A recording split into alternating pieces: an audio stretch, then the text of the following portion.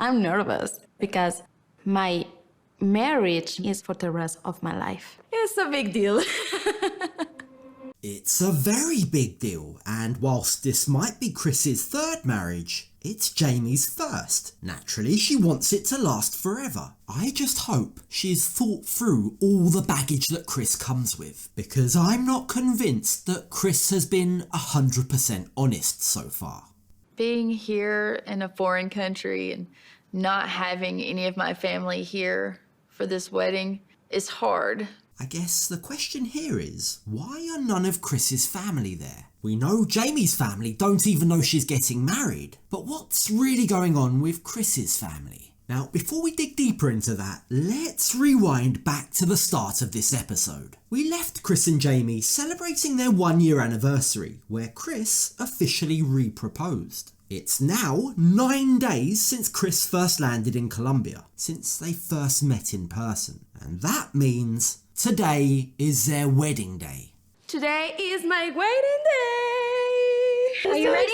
Yes! I'm so excited. Despite all the obstacles in their way and the universe literally screaming at them to stop, halt, please slow down and think this through, both ladies are determined to press ahead with their marriage. 9 days might not be a long time to know someone in person, but Jamie's excitement is contagious. Chris is certainly lucky to have someone be so excited to be her bride. No sneaking. Okay. Please. So many people have told us we're crazy, we're rushing, we shouldn't be doing this. I love you. You guys are definitely rushing, and it's not quite clear why you both want to get married so quickly. But it's decisions like this that make this show so entertaining. So, the pair meet up with their wedding planner at the venue, and they say their last goodbyes before they go off to get ready. Why exactly they feel they needed a wedding planner, I'm not quite sure. But now, having said goodbye, they're not going to see each other again until walking down the aisle. I'm just so glad that Chris doesn't seem to have any pain today. Can you imagine if she couldn't get out of bed on her wedding day? Fortunately, when Jamie's friends Alex and Leo come to do her makeup, Chris is light on her feet and full of life.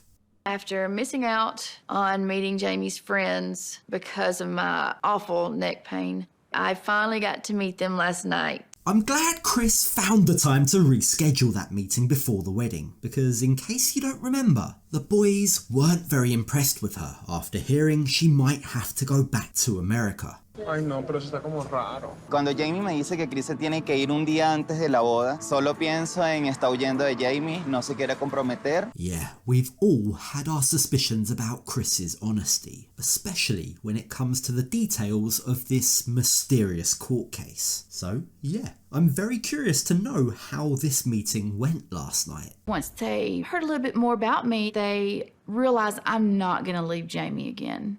Did they actually think that? Or does Chris think that she's convinced them of that? I wonder what it was that Chris told them that would ease their worries so easily. Because we know quite a lot about Chris at this stage, and I'm not convinced she's the kind of lady that will stick around when things get tough. But apparently that's all we're getting of their big meetup. And Alex and Leo split up, one going off to do Chris's makeup, whilst the other works on Jamie's hair. I'm nervous because my marriage is for the rest of my life. It's a big deal.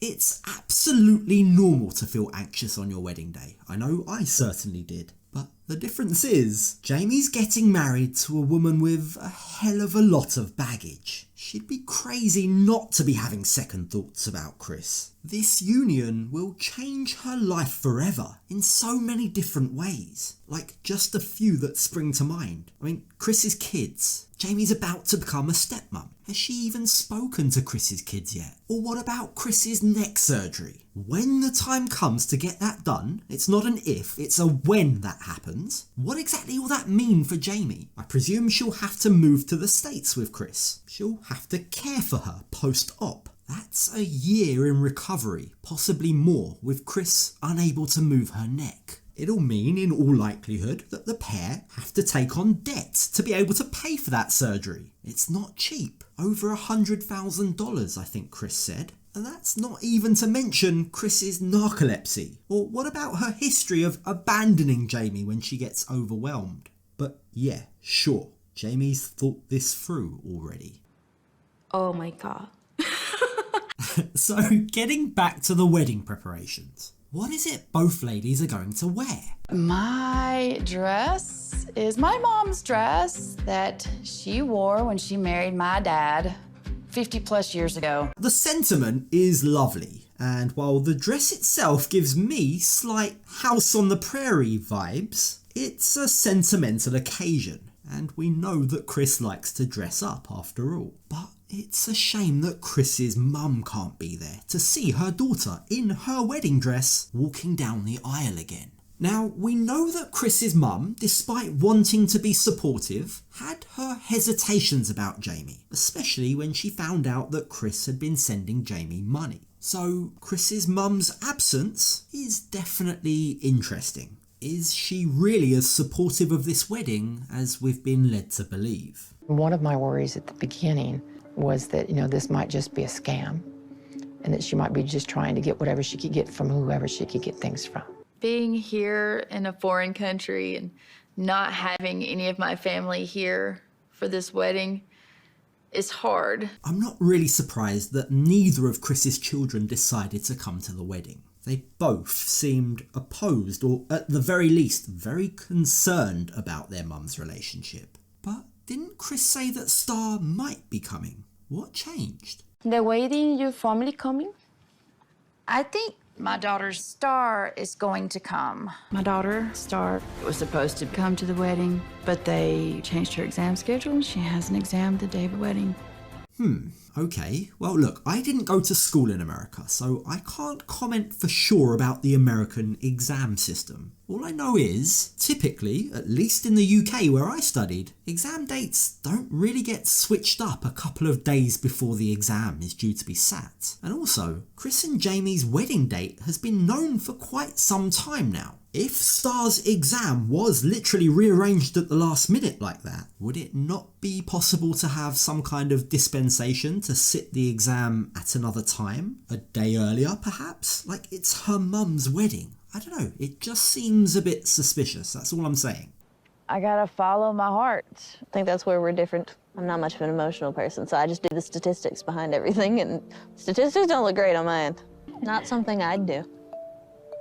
Look, the truth is that Chris is in a stage of her life where she really wants to live for herself. She's told us that. But surely, as a mum, she still wants her children to be there for her, to approve of her relationship. It just all brings me back to the question of why are they rushing this marriage? Why is it so important that it had to be done so quickly? And why hasn't Chris put more effort, more time and energy into introducing Jamie to her family before tying the knot? Perhaps if she'd done that, her children and her mum might be there to support her today.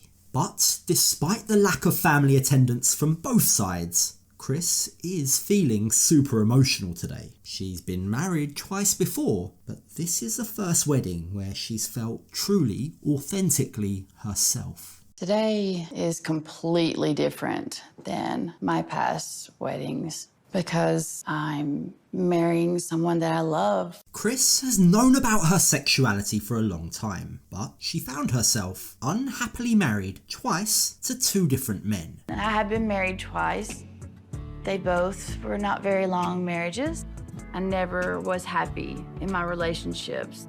So being here today, walking down the aisle and marrying the woman that she loves, must feel extra special, almost like a happiness she didn't think she could have. Jamie makes me happy, and she's who I want to be with, and I'm not marrying to please everybody else.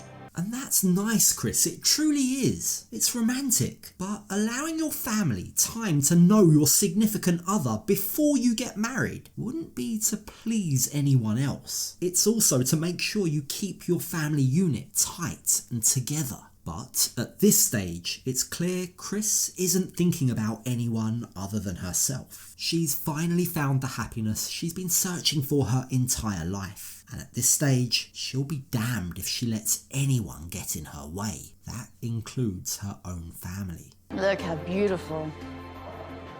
You look so pretty. I love it. I love it. It's perfect.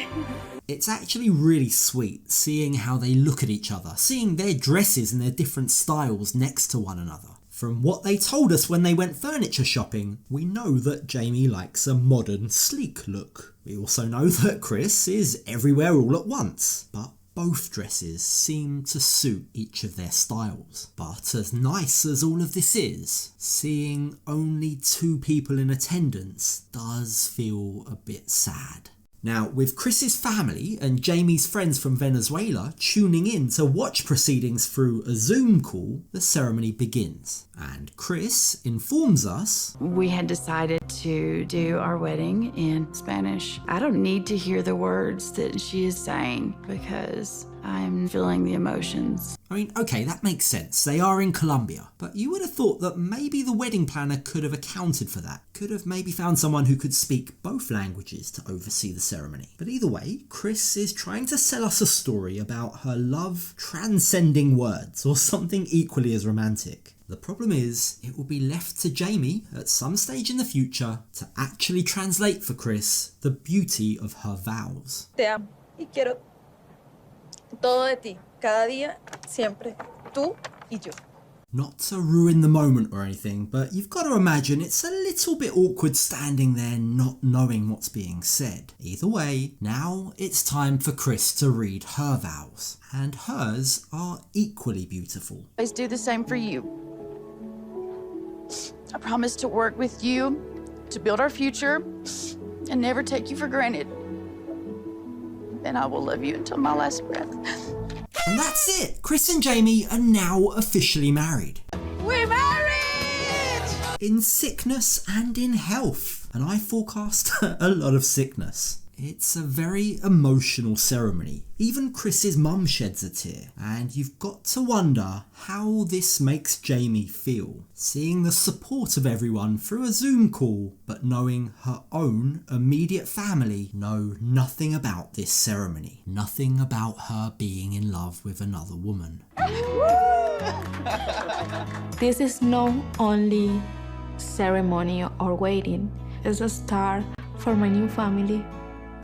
I really want this to be real, for both of their sake, but particularly for Jamie's sake. She seems so excited to be building a new life with Chris. She seems like one of the only genuine people on the show this season, at least from what we've seen so far. But something in my gut is telling me Chris hasn't been completely transparent. Enjoy this feeling while it lasts, ladies. There's a few twists and turns in this storyline yet to come.